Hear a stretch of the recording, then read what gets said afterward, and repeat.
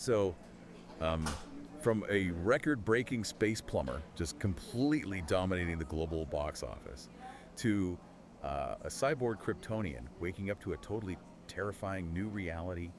I mean, entertainment just exploded this week. Oh, it absolutely did. Welcome to Casutalks, everyone. Hello, hello.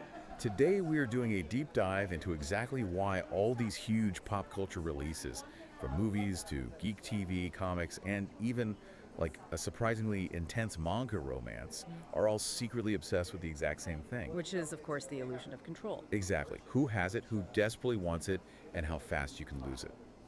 So let's start with the ultimate power grab, right? The Super Mario Galaxy movie. The box office behemoth. Literally a behemoth. It pulled in $372.6 million globally. And that's just in its first 5 days. It's a staggering number. You're right. It's like the movie just gobbled up a mega mushroom and completely bulldozed every other release at the theater. I mean, why are video game adaptations suddenly the kings of cinema? Well, I think it comes down to the partnership. Nintendo and Illumination, and that's pronounced Illumi, A-Y, by the way, they finally stopped trying to force video games into traditional Hollywood narrative structures. Oh, totally. They stopped asking, like, how do we make him a movie character? Exactly. Instead, they asked, why do people actually like playing Mario? They controlled the adaptation by basically surrendering entirely to the game's mechanics. Yeah, surrendering to what makes it fun in the first place. Yeah. But speaking of surrendering control, let's pivot from colorful galaxies to the much darker universes taking over our screens right now. The TV and comic drops this week. Yeah, it's arguably the biggest week in geek TV. We've got The Boys Season 5 premiere, and wow, It is incredibly bleak. that is an understatement.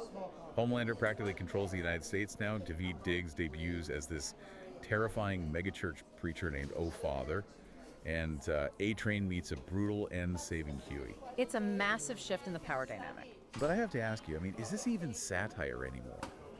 It reflects our real-world political divide so closely that it feels less like a joke and more like, I don't know, a grim documentary with capes. That is exactly the debate critics are having right now. But impartially speaking, the series uses fiction to mirror real-world societal anxieties. It maintains a strict neutrality. It's not taking a political side. Right. It's just turning the volume up to 10 on the mechanics of mass manipulation across the board. Yeah, and showing how fragile things are when that illusion of control breaks. And it's not just The Boys either. Look at Star Wars. Maul Shadow Lord. Yes, featuring Maul, pronounced Maul, of course. Right. He's struggling to keep his grip on his syndicate. Or even in comics, Supergirl issue 12, where Kara literally wakes up as a cyborg. She loses foundational control over her own physical body. Which honestly is a perfect bridge to the manga world this week. Oh, yes. Let's talk about the biological obsession in the new volume of How to Deal When Your Intimidating Neighbor is Actually an Omega. Volume 2 is finally here.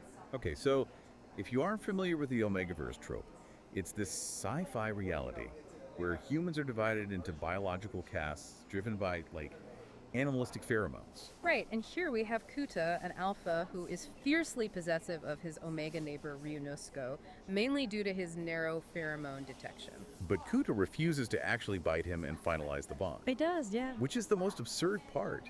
He is fighting this overwhelming biological drive because, get this, he's worried about explaining it to his parents. I mean, the family dynamic is complicated. Oh, come on. It's totally just a rom-com stalling tactic dressed up in sci-fi jargon. It is a trope, sure, but the Omegaverse uses it as a fascinating metaphor. Kuta is desperately trying to use rational logic to govern something that is purely instinctual. Well, at least until he gets a massive fever, starts hallucinating, and just lunges for Ryunosuke's neck anyway. Exact. So much for that polite family dinner.